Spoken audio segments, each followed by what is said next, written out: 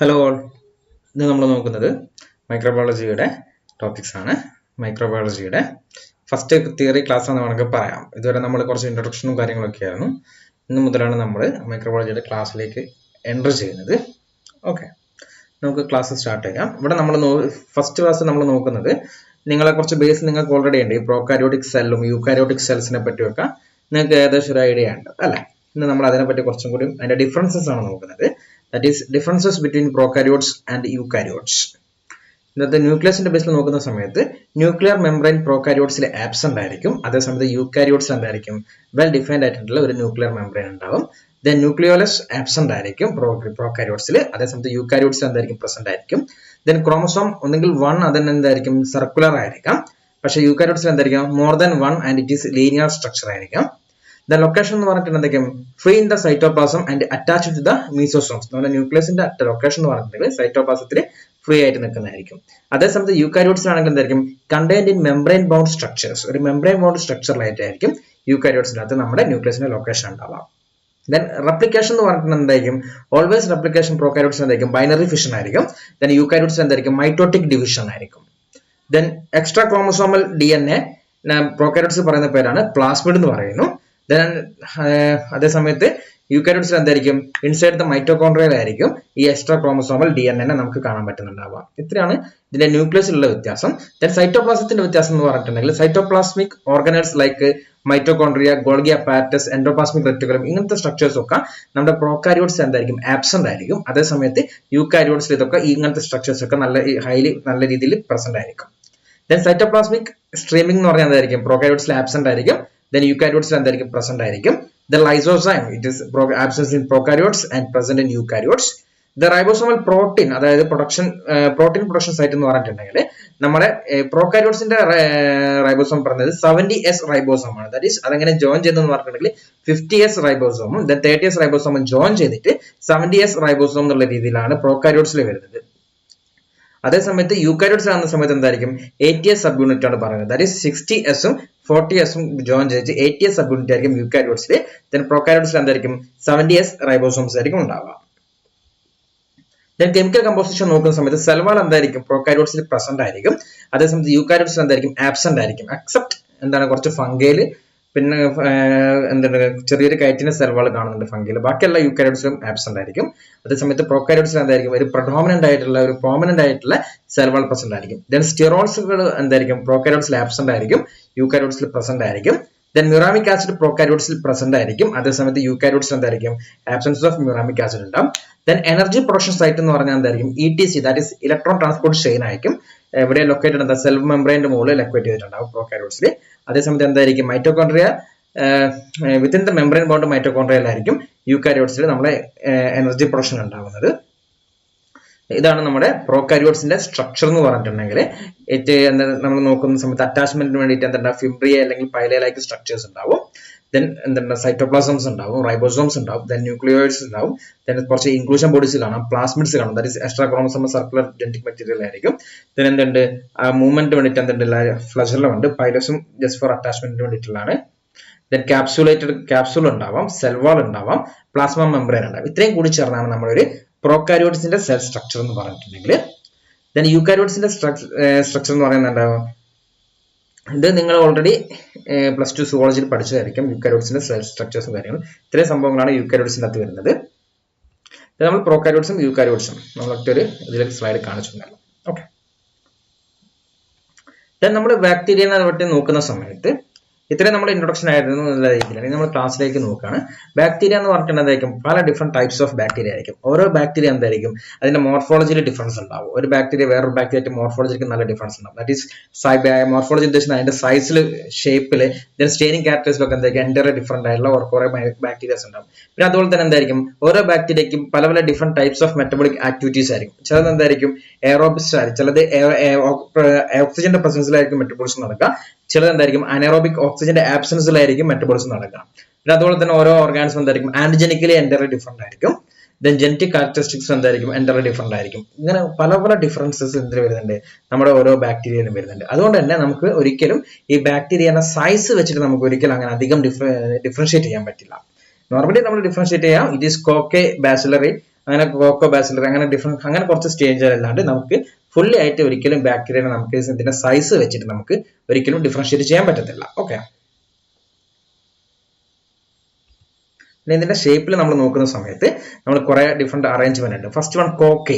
Koke എന്ന് പറയുന്നത് എന്തായിരിക്കും? അതായത് ഓവൽ അല്ലെങ്കിൽ സ്പെറിക്കൽ ഷേപ്പ് ആയിരിക്കും. ഈ കോക്കെ എന്ന് പറഞ്ഞിട്ടുണ്ടെങ്കിൽ ഓവൽ അല്ലെങ്കിൽ സ്പെറിക്കൽ സെൽസ് ആയിരിക്കും.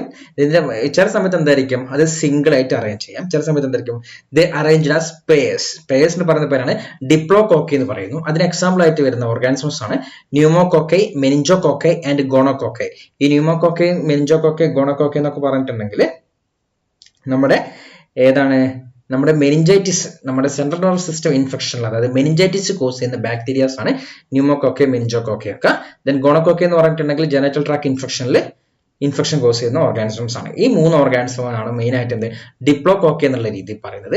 ചില സമയത്ത് എന്തായിരിക്കാം കോക്കെ എക്സിസ്റ്റാസ് ടെട്രാഡ്സ് എന്ന് പറയുന്നത്. ടെട്രാഡ്സ് എന്ന് പറഞ്ഞിട്ട് എന്തായിരിക്കും ഒരു 4 ഷേപ്പ് ആയിട്ട് കാണും. That is it is also known as micrococci ആണ് എക്സാമ്പിൾ ആയിട്ട് വരുന്നത്.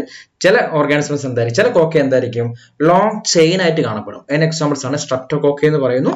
ചിലത് എന്തായിരിക്കും ക്ലസ്റ്റേഴ്സ്, ആക്ടസ് ക്ലസ്റ്റേഴ്സ്, അതായത് അതിന് എക്സാമ്പിൾ ആണ് സ്റ്റെഫലോകോക്കെ ഓർ സ്റ്റാഫ് ഓറിയസ് എന്നുള്ള രീതിയിൽ പറയുന്നു. ഇതിനൊക്കെ സ്ട്രക്ചേഴ്സ് നമുക്ക് കുറച്ച് അടുത്തടുത്ത സ്ലൈഡിലായിട്ട് നമുക്ക് കാണാൻ പറ്റും. അപ്പൊ നിങ്ങൾ ഇത്രയും മനസ്സിലാക്കുക. Cocci arranged in pairs diplococci, cocci arranged in 4 അല്ലെങ്കിൽ 4 in number അല്ലെങ്കിൽ 2 pairs it is known as tetrads, Koke arranged in long chain it is known as streptococcus, and Koke arranged in clusters it is also known as staphylococcus or staph aureus. Then ബാസിലൈ വരുന്നു. ഈ ബാസിലൈ എന്ന് പറയുന്നത് എന്തായിരിക്കും? ബാസിലൈ എന്ന് പറഞ്ഞിട്ടുണ്ടെങ്കിൽ road shape ആയിരിക്കും. Road ഷേപ്പിനാണ് നമ്മൾ ബാസിലൈ എന്ന് പറയുന്നത്. ചില സമയത്ത് എന്തായിരിക്കും കോക്കോ ബാസിലൈ, അതായത് കോക്കെ ആണെന്ന് വെച്ചാൽ കോക്കയാണ്, ബാസിലൈ ആണെന്ന് വെച്ചാൽ ബാസിലാണ്. രണ്ട് ഇൻ ബിറ്റ്വീൻ രണ്ട്, അതായത് എന്തായിരിക്കും ഈ ബാക്ടീരിയയുടെ സെൽസും സൈസും ലെങ്ത്തും ഈ നീളവും വീതിയും ഒക്കെ എന്തായിരിക്കും ഏതാണ്ട് ഒരുപോലെ തന്നെ. അതിന് എക്സാമ്പിൾ ആയിട്ട് വരുന്ന ഓർഗാനിസം ആണ് ബ്രൂസെല്ല എന്ന് പറയുന്നത്. ഈ ബ്രൂസെല്ല അബോർട്ടസ് അതാണ് മെയിൻ ആയിട്ട് കോക്കോ ബാസിലർക്ക് എക്സാമ്പിൾ ആയിട്ട് വരുന്നത്. ദെൻ സ്ട്രെപ്റ്റോ ബാസിലസ്, നമ്മൾ നേരത്തെ സ്ട്രെപ്റ്റോ കോക്കെ കണ്ടിട്ടുണ്ടായിരുന്നു, എന്തായിരുന്നു ലോങ് ചെയിൻ. ഇവിടെ തന്നെ എന്താ സ്ട്രെപ്റ്റോ ബാസിലസ് അതെന്തായിരിക്കും ഈ ലോങ് ചെയിൻ ആയിട്ട് ബാസിലൈൻ അറേഞ്ച് ചെയ്യുന്നതാണ് നമ്മൾ സ്ട്രെപ്റ്റോ ബാസിലസ് എന്നുള്ള രീതിയിൽ പറയുന്നത്. ദെൻ ചില ബാസിലൈൻ എന്തായിരിക്കും കോമ ഷേപ്പ് ആയിട്ട് കാണാൻ പറ്റും. It is comma shape appearance കാണപ്പെടുന്ന ഓർഗാനിസത്തിന് എക്സാമ്പിൾ ആണ് വിബ്രിയോ കോളറെ. ഈ വിബ്രിയോ കോളറെ എന്ന് പറഞ്ഞിട്ടുണ്ടെങ്കിൽ always exist as comma shaped ആയിരിക്കും. ദെൻ സ്പൈറല്ല, ഈ സ്പൈറൽ എന്ന് പറഞ്ഞാൽ എന്തായിരിക്കും ഒരു റിജിഡ് സ്പൈറൽ ഫോംസ് ആയിരിക്കും. ബാസിലൈൻ ആയിരിക്കും റിജിഡ് സ്പൈറൽ ഫോംസ് അപ്പിയർ ചെയ്യും. അതിന് പറയുന്ന പേരാണ് സ്പൈറൽ എന്ന് പറഞ്ഞ ഓർഗാനിസം ആണ് സ്പൈറലിലേക്ക് എക്സാമ്പിൾ ആയിട്ട് വരുന്നത്.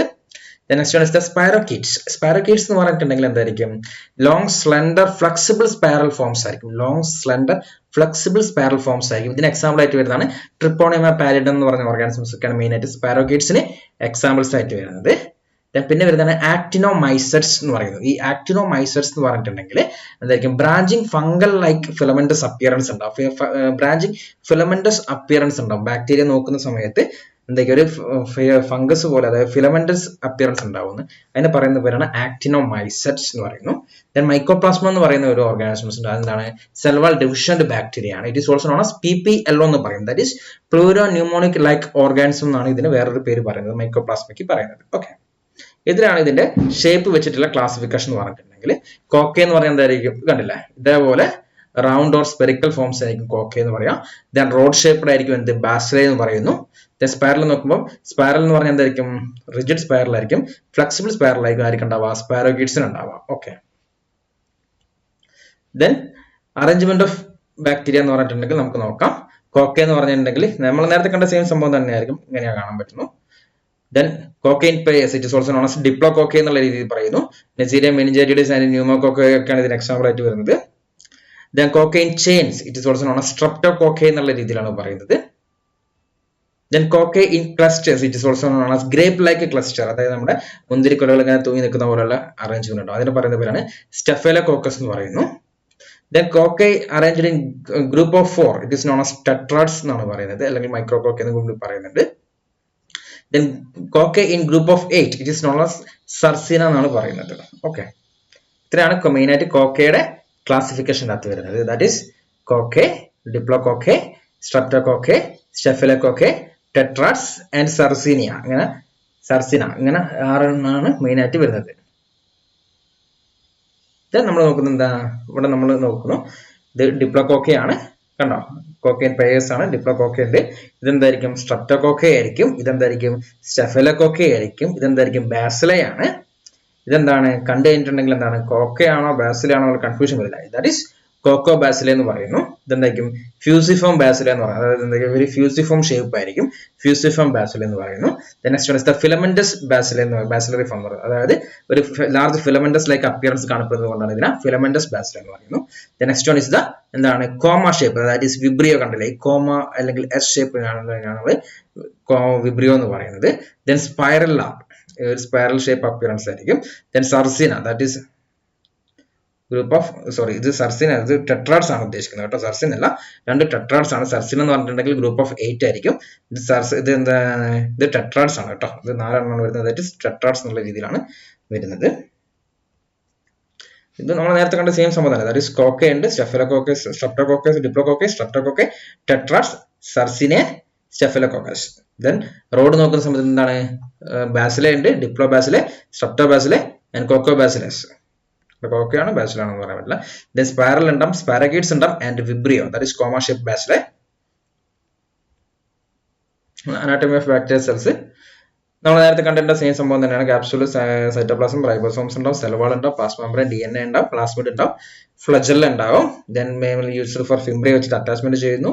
ഇത് നമ്മൾ നേരത്തെ സ്പീഡ് പറയാൻ കാരണം എന്ന് പറഞ്ഞിട്ടുണ്ടെങ്കിൽ നമ്മൾ ഫസ്റ്റ് കണ്ട ഡയഗ്രാം തന്നെയാണിത്. Then anatomy of bacteria cell നമ്മൾ നോക്കുന്ന സമയത്ത് ഇത് നമ്മൾ ഒരു ഔട്ടർ ലെയർ ആയിട്ട് 2 കമ്പോണൻസ് പറയുന്നുണ്ട്. ദാറ്റ് ഈസ് ഏറ്റവും ഔട്ടർ ലെയർ ആയിട്ട് എന്തുണ്ട്, ഒരു റിജിഡ് സെൽ വാൾ ഉണ്ട്. ഈ സെൽ വാൾ ആയിരിക്കും ഈ ഒരു ബാക്ടീരിയക്ക് ഷേപ്പും സൈസും ഒക്കെ പ്രൊവൈഡ് ചെയ്യുന്നുണ്ടാവുക.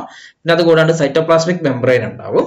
ഇതെന്ന് പറഞ്ഞിട്ടുണ്ടെങ്കിൽ നമ്മുടെ സെൽ വാളിന്റെ അടിയിലായിട്ടായിരിക്കും സൈറ്റോപ്ലാസ്മിക് മെംബ്രെയിൻ കാണുക, അല്ലെങ്കിൽ സെൽ മെംബ്രെയിൻ അല്ലെങ്കിൽ പ്ലാസ്മ മെംബ്രെയിൻ എന്നൊക്കെ ഇതിന്റെ പേരുണ്ട്.